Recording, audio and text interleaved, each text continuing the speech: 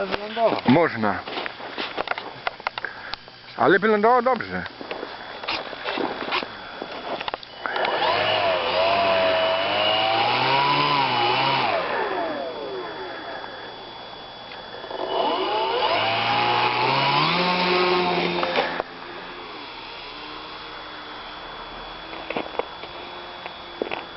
Czemu tak nisko?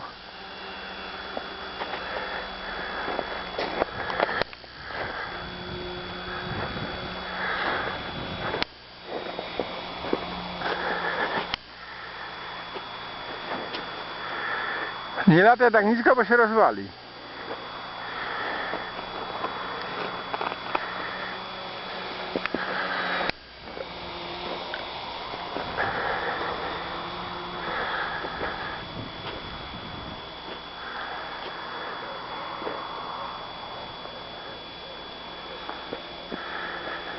A czas masz określony? A zrobię 4-5 kółek i ląduję.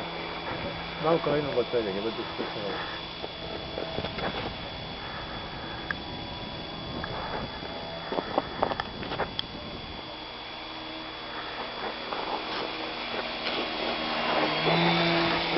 Coś szarpie, co? Trochę jednak za nisko wtedy.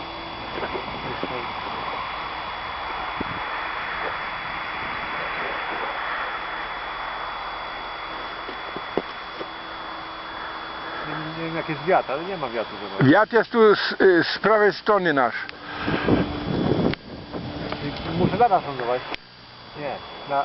Wiatr tu jest, tu. Stąd. I muszę na nas lądować. Co?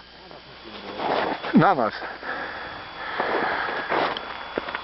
Gdzie on jest?